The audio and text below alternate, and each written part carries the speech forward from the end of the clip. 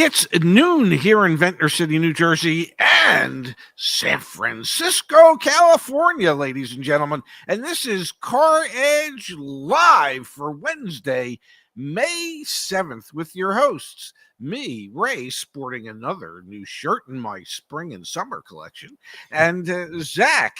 And you gave me a look when I said in San Francisco. Because You're it's not really 9 there? it's 9 a.m. here, Pops, not 12 p.m. Eastern time. It's Oh, I'm 9 sorry. a.m. It's Pacific. 9 a.m. in San Francisco, California. I do apologize. And folks, today we're going to be talking about Ford price hikes. We had some breaking news come out last night. We will also be doing some car buying advice for those of you that are unfamiliar. My dad and I started CarEdge, the channel here on YouTube, and now CarEdge Live, as well as CarEdge.com, a little over 5.5 years ago. And it is all about helping you get the best deal and saving thousands of dollars when you buy your next car. We also have solutions for new vehicles, used vehicles, researching cars, checking your vehicle's value, selling that vehicle as well, insurance and warranty. So check it all out back at caredge.com. We'll spend some time on advice today, and we'll also spend some time talking about our friends over at Delete Me. But before all of that, the big breaking news from Ford, Dad, the price hikes have begun. Ford hikes prices on Mexico-produced models, citing tariffs. You can see right here, Dad. Effective May 2nd, Ford has increased the price of their Mustang Mach-E electric crossover, Maverick pickup, and Bronco Sport as much as $2,000, according to a notice it sent to dealers that was reviewed by Reuters. So here we go, Dad. We've got Ford increasing their prices. This comes on the heels of just a few weeks ago. I guess it was a week and a half ago now. Audi talking about how their Q5 was going to have a 15% price increase. Give us the rundown here. What's going on at Ford? Well, I feel like I would be calling the Kentucky Derby. And we're off! Yes, indeed, ladies and gentlemen. The rise in prices is starting on vehicles. There was hope that there would be some way around this, and apparently, as we suspected, there is not.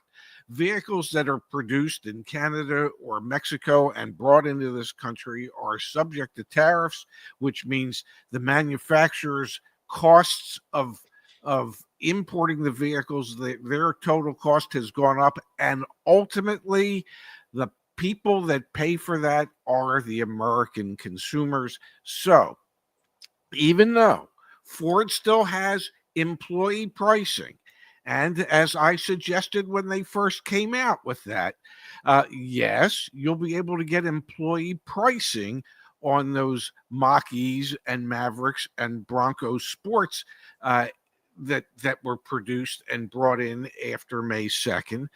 But you're going to be paying more for those particular vehicles because the price has gone up on those.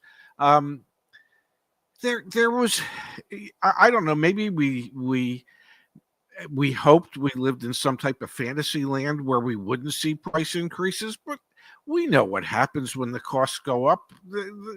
Ultimately, the consumers pay for it. If the importer's cost went up, then the ultimate buyer's cost is going up. Want to pull up a couple comments here. Igor in the chat saying it's not official yet by Ford. It's only mentioned by the news article, but Ford hasn't changed anything. I don't know, Igor. We literally have a quote in here from a Ford spokesperson. Let me read this to you. The spokesperson said the price hikes reflect, quote, usual mid-year pricing actions, quote, combined with some tariffs we are facing. We have not passed on the full cost of tariffs to our customers. So I don't know. We've got quotes from spokespeople at Ford. I'm pretty sure this is happening or has happened. And it's, to be clear, gone into effect as of May 2nd. And Ford's expectation, as outlined here in this article, is that those price increases won't actually reach consumers until late June, because that's when those vehicles will actually arrive on dealer lots. There's a tremendous surplus of Ford inventory on the ground. And the models that we just referenced here, the Maverick is probably the most in demand. But then after that, the Bronco Sport and Mach-E, they're not selling particularly well at their current price point. So no wonder it's going to take a couple of months, or at least a month and a half, 6 weeks, 8 weeks, before these vehicles, these new price increased vehicles, hit dealer lots. Now, I'm pretty sure Ford has said that they're keeping employee pricing through July 4th. Yep. So some of those vehicles that will be coming in late June will still qualify for the employee pricing. You would be able to buy a similarly equipped pre built May 2nd vehicle for significantly less than what you're going to have to pay for the ones that were invoiced after May 2nd. Um, yeah, I don't often disagree with Igor, but you know where automotive news, you know where Reuters, you know where everybody's getting this information from. They're getting it from Ford. Okay, so Ford has never.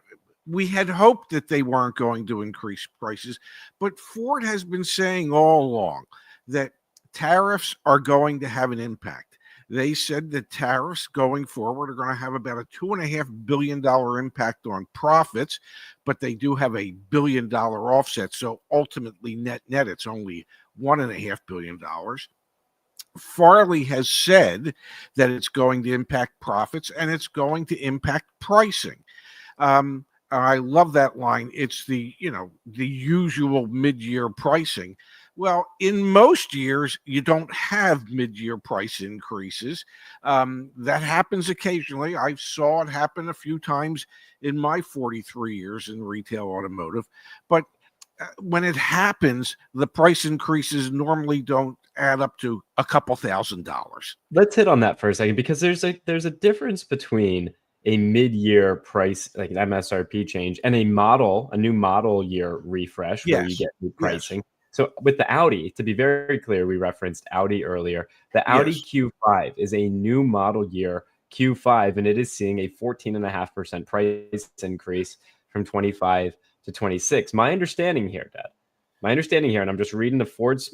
spokesperson, quote, is that they're trying to justify an up to $2,000 price increase on the Ford Mustang Mach-E, Ford Bronco Sport, and the Ford Maverick as a mid-year pricing action. I'm telling you, it's not. I have worked with brands where we have had price increases during the course of a model year.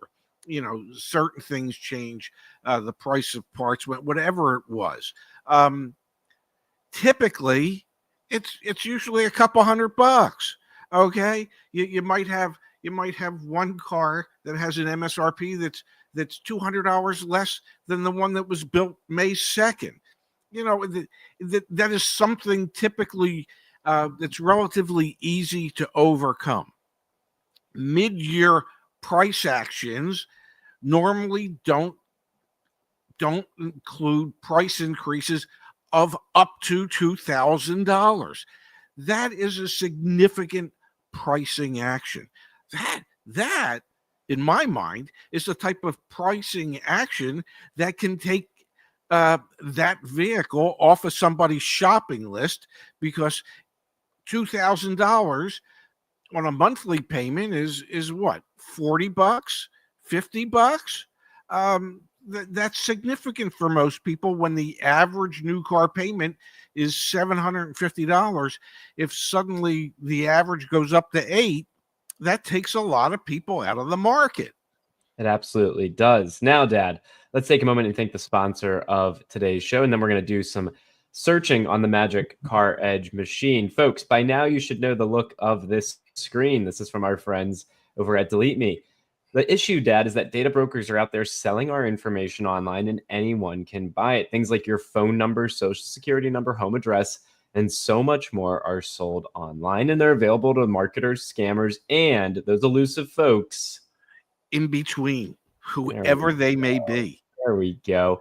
The sponsor of today's show, Delete Me, helps you take control over your data. Delete Me removes your personal information from hundreds of data brokers on your behalf. Like we always show you here on the CarEdge Live channel, folks, Delete Me every single day is taking my personal information off the interwebs, and it can do that for you as well. And like I've said in the past, my dad uses Delete Me too. You can get started today and get 20% off with the coupon code CarEdge, or click the link in the top of the description, joindeleteme.com/CarEdge. All right, so Dad, Yes. You just said it. A $2,000 price increase will take some people out of the market. Let's go to the magic CarEdge machine here, and let's Yes. look at the current market conditions for some of these vehicles that Ford already has increased the pricing on.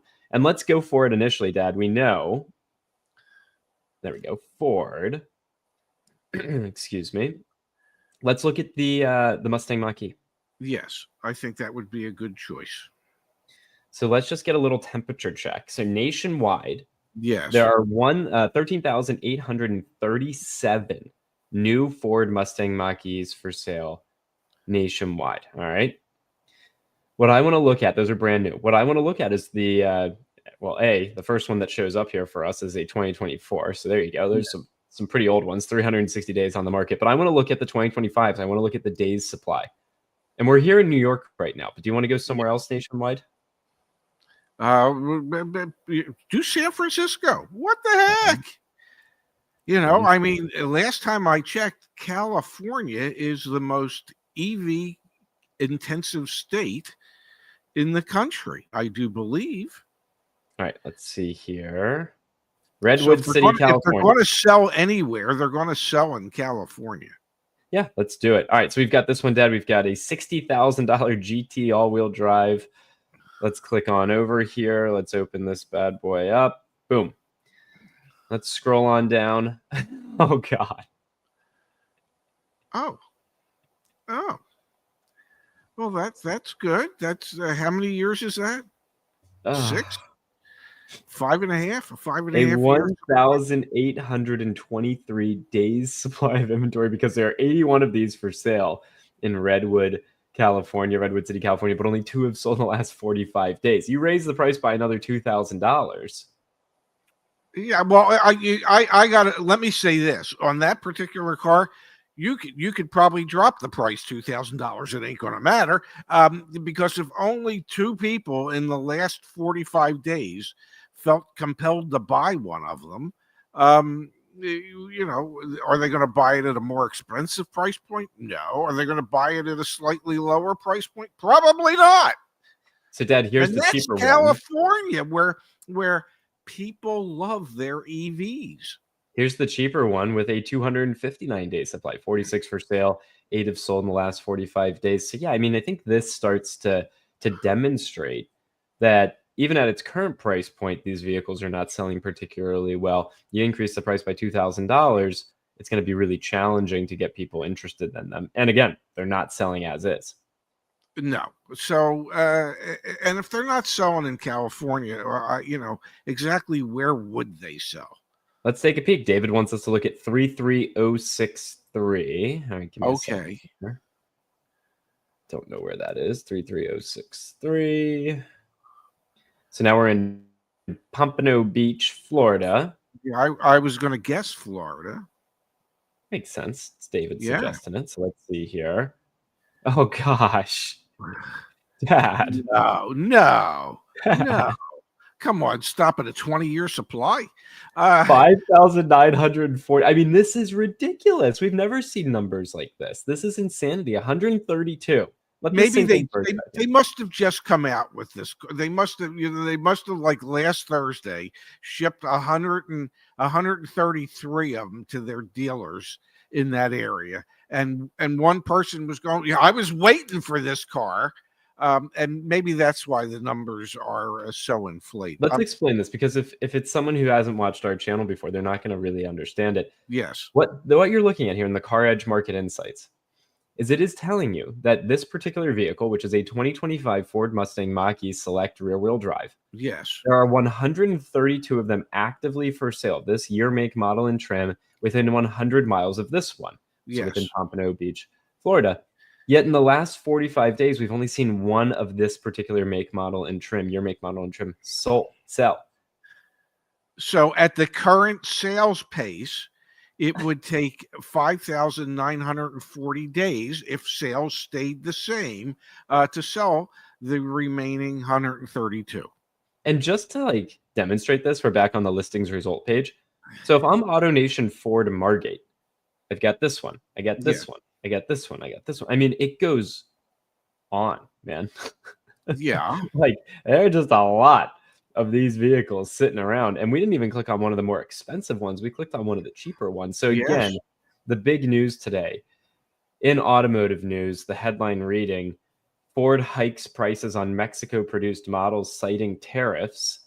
And again, we've got the spokesperson from Ford in a lot of ways validating this, saying these price hikes reflect usual mid-year pricing actions combined with some tariffs we are facing. So, this is going to impact, and already is impacting, Mustang Mach-E, which is what we are just looking at, the Ford Maverick pickup, and the Bronco Sport. Again, not a good situation for Ford, not a great situation for consumers, more expensive vehicles on cars that are already not selling. I wonder what ends up happening to the Mach-E, man. Seems like it's going to have to, price will have to go down eventually.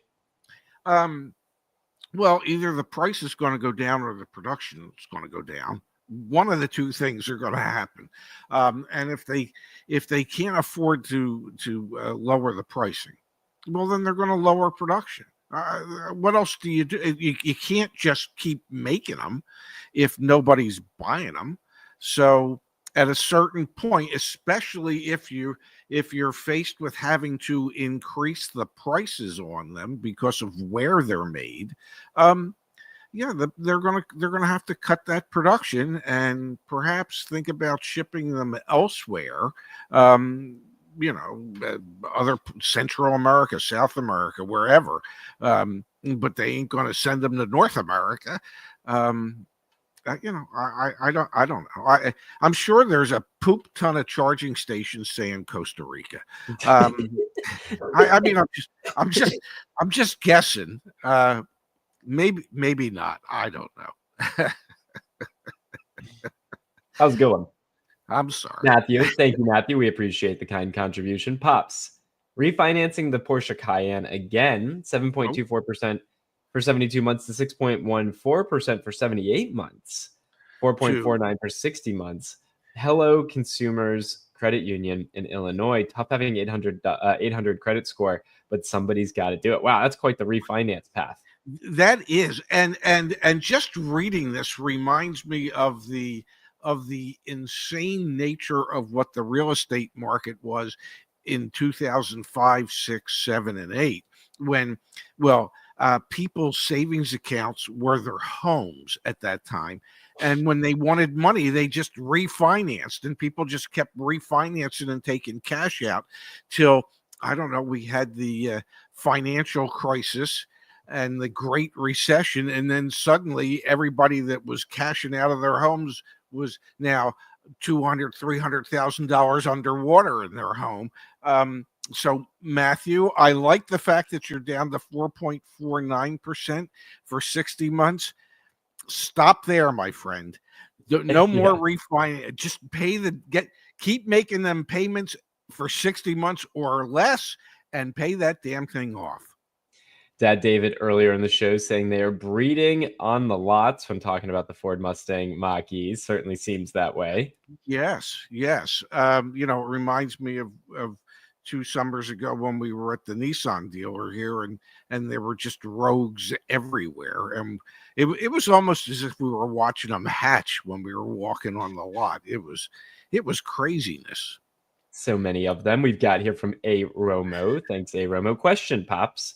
I'm Yes. planning on buying a new Ram 1500. Should I buy now or wait until next month in June to buy? I appreciate the feedback. So let's talk about this. Yesterday, we were talking about timing your Nissan purchase because Nissan reintroduced stair-step programs for dealers.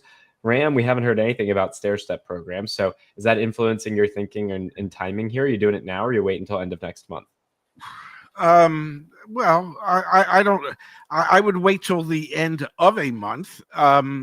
Whether it be the end of this month or the end of next month, I would suspect that historically, the last weekend of May, which is Memorial Day weekend, has always been a good time to buy cars. Dealers, it's the first really big holiday leading into the summer. And so dealers usually are very motivated to move cars. The manufacturers are motivated to move cars. So typically the end of May is a good time, and deals can typically be found, at least historically. Yeah, with a brand like Ram that is struggling as much as it is, I'm not waiting any particular month, just at the end of the month with the most leverage. Like Ram needs sales desperately yesterday and today, and they'll need them next Yes, month too. So I'm not worrying too much. I'd actually be really considering, if you have a vehicle to sell as part of this, timing when to sell that car. That's probably the bigger leverage point. You're going to be able to get a good Ram deal right now yes, and a month from now as well. Matthew, appreciate the contribution. Yes, Ram ahead of the original 72-month good. schedule. There you go. I had a suspicion that you would be.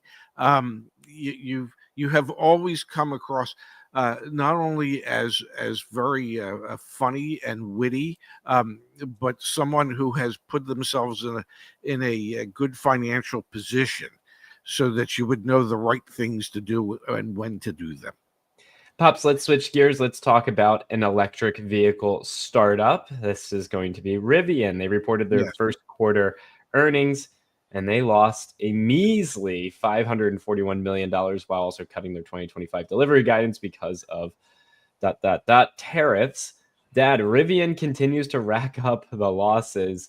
yes. But we see more Rivians on the road, so they seem to be growing. But yeah, not a great earnings report from Rivian, reducing their guidance for what's going to come in the future, and also obviously losing over $500 million is not where you want to be. Well, very. This is going to be hard for me to say, but it Let's hear it. very well may be where they wanted and expected to be at this point in their history, based on how much money they had been losing in the past. This is probably a significant improvement, but it's still $541 billion, and we keep talking about $1 billion like there's quarters in people's pockets, and it's just really an insane amount of money when you think about it. But the scarier thing to me, if I was Rivian, Yeah. was they're cutting back projected production and sales for the year. So, one of the things as a startup that you're looking for is growth month over month, year over year. That's kind of sort of how you justify it. And suddenly they delivered 51,000 vehicles last year, and they're lowering their guidance to 40 to 46,000 uh, for this year. So that is a significant decline in production and sales. And let's face it, they're certainly not at 100% of utilization when it comes to the amount of vehicles that they're producing. So It is interesting though, Dad. Part of the justification for the decline in sales is because of, you can see it says it right there. The challenge is consumers are more price sensitive than they typically have been and are looking for lower priced alternatives. So, Rivian does have the R2, which will be coming yes, out in the future, which is a cheaper version of their existing R1T and R1S pickup trucks and SUVs, respectively. But you have it here, a CEO from another automaker, this time a startup automaker, saying consumers are price sensitive and they want cheaper alternatives. So it's good to see at least that type of conversation happening, dialogue happening, because it's what we've been talking about forever, is we need cheaper options for folks. well, and perhaps that's why Slate Automotive, which will be vehicles in the $28,000 price range, small pickup truck EVs with limited range and limited equipment. Yep. I understand where the dilemma came in, that one day they were saying they're priced at 20,000, and another day they're saying, well, they're really like 27, 28. Well, the 20 was the net price after government subsidies, and that's a hell of a thing, considering that we have no idea how long there could or will be government subsidies. But even if it's $28,000, that is significantly below anything else that we've seen in the market. So there is at least some manufacturer out there thinking to themselves, somebody has to serve the entry level price point for vehicles. It just has to be, because you can't continue to go down this path of vehicle pricing in the $70,000, $80,000, $90,000 price range and expect that you're going to just bring along the proverbial poop ton of customers with you. That poop ton is shrinking. I don't think there's as much poop in a poop ton today as there used to be. That's the world we live in, Dad. And to a degree, we see bringing options to the table. They're incentive. You're breaking up, young man. Yeah, your lips are moving, but there's no words coming out. And yeah, exactly. Yes, you look like a Muppet. I look like a Muppet. Well, maybe that's the hotel Wi-Fi saying, "Hey, end your live show." Am I coming through okay, Pops? What was that? Aw, bummer. No, I can hear you now. Let's call it a show then, Dad. I can hear you now, but yeah, you're fuzzy. Okay. Your connection's bad, and but we love you, and yeah, no, and you need a shave, and you're looking great. No, you look great. Yeah. Let's call it a show, Pops. You'll be back tomorrow with Justice at 12 p.m. Eastern, 9 a.m. Pacific time, and maybe I'll join you on Friday. Maybe I'll join you tomorrow too. But you're running the show for the foreseeable future with Justice. Well, I hope we don't run it into the ground, ladies and gentlemen. Hopefully Zach has something to come back to, or hey, his time between 12 and 12:30 Eastern could be free. We never know. Yeah, I'm gonna be gone for. You're not gonna see me for a while. See if folks miss me. They enjoy the show without me. Either way, it's gonna be okay. Yeah, I'm gonna be gone for 2 weeks. Yes, we know you're going to hopefully have a great time in Japan and be able to film some content. And yeah, we're done, because I've never seen you fuzzier.